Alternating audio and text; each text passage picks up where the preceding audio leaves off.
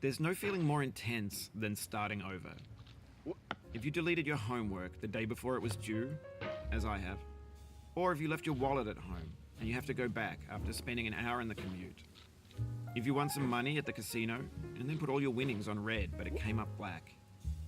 If you got your best shirt dry cleaned before a wedding and then immediately dropped food on it. If you won an argument with a friend and then later discovered that they just returned to their original view. Starting over is harder than starting up.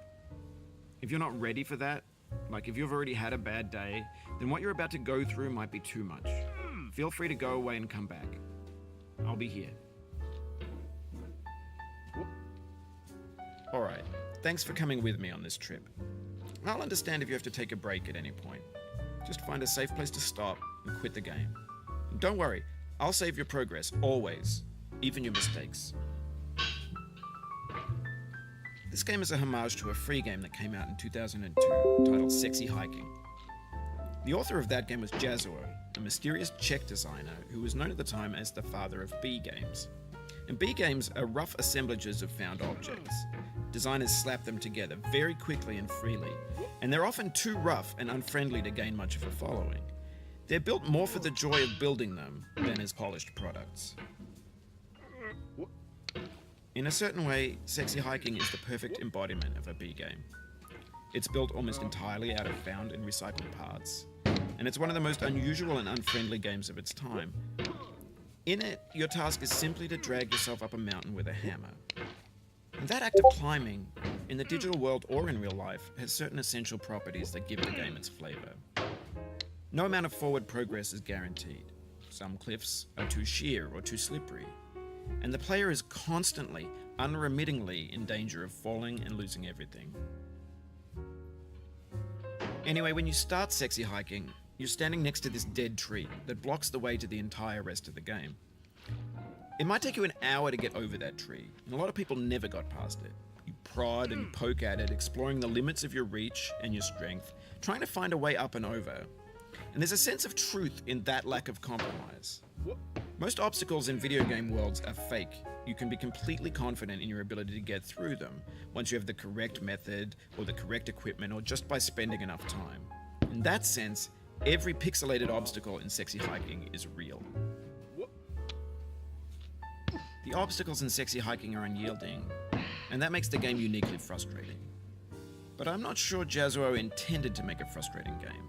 The frustration is just essential to the act of climbing, and it's authentic to the process of building a game about climbing. A funny thing happened to me as I was building this mountain. I'd have an idea for a new obstacle, and I'd build it, test it, and it would usually turn out to be unreasonably hard. But I couldn't bring myself to make it easier. It already felt like my inability to get past a new obstacle was my fault, as a player rather than as a builder.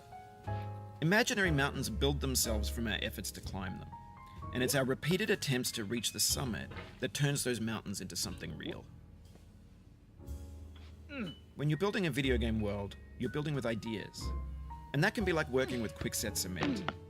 You mold your ideas into a certain shape that can be played with, and in the process of playing with them, they begin to harden and set until they're immutable, like rock.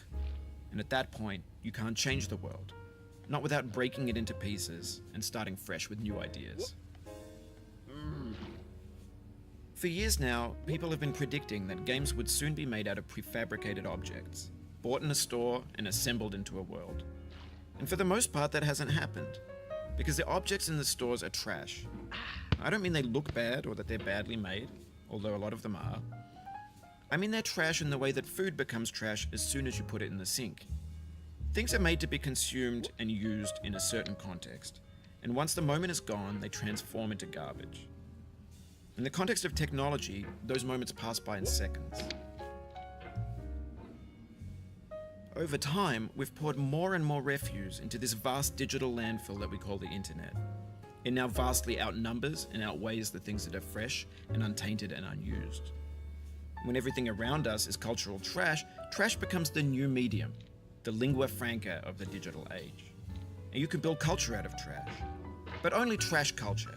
B games, B movies, B music, B philosophy. Maybe this is what digital culture is.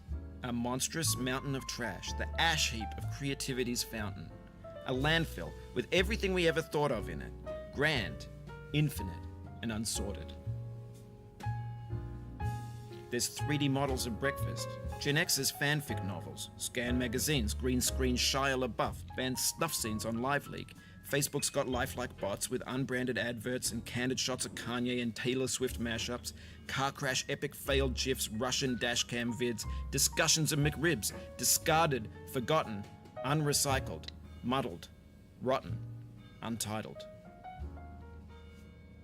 Everything's fresh for about 6 seconds, until some newer thing beckons, and we hit refresh. And there's years of persevering, disappearing into the pile, out of style, out of sight. In this context, it's tempting to make friendly content that's gentle, that lets you churn through it but not earn it. Why make something demanding if it just gets piled up in the landfill, filed in with the bland things? When games were new, they wanted a lot from you. Daunting you, taunting you, resetting and delaying you. Players played stoically. Now everyone's turned off by that.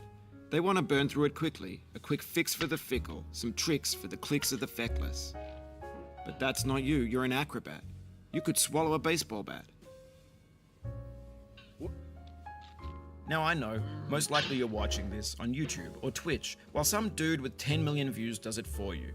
Like a baby bird being fed chewed up food. That's culture too.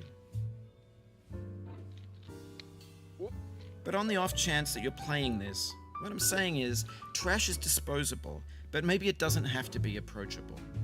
What's the feeling like? Are you stressed? I guess you don't hate it if you got this far. Feeling frustrated? It's underrated. An orange is sweet, juicy fruit locked inside a bitter peel. That's not how I feel about a challenge. I only want the bitterness. It's coffee. It's grapefruit. It's licorice. It feels like we're closer now. Composer and climber, designer and user. You could have refused, but you didn't. There was something in you that was hidden, that chose to continue. It means a lot to me that you've come this far, endured this much. Every wisecrack, every insensitivity, every setback you've forgiven me is a kingly gift that you've given me. We have the same taste, you and I.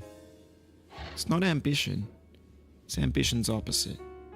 An obdurate mission to taste defeat. You'll feel bad if you win, so I put this snake in for you.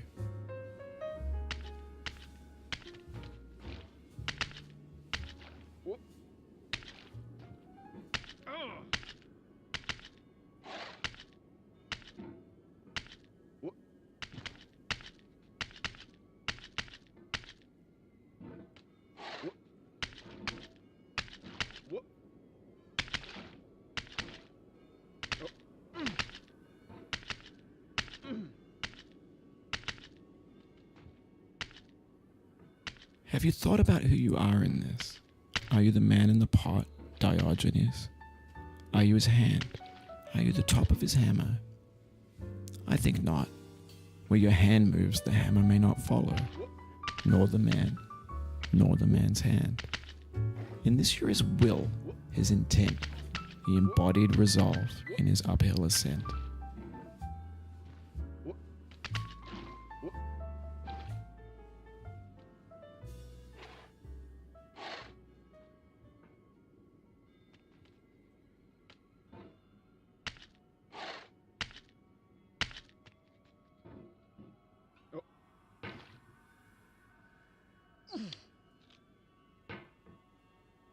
Now, you've conquered the ice cliff, the platforms, the church, and the rectory, the living room and the factory, the playground, the construction site, the granite rocks, and the lakeside. You've learned to hike. There's no way left to go but up, and in a moment I'll shut up. But let me say, I'm glad you came.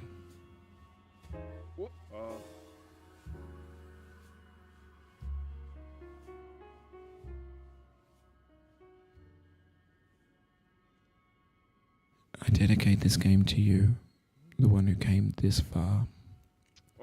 I give it to you with all my love.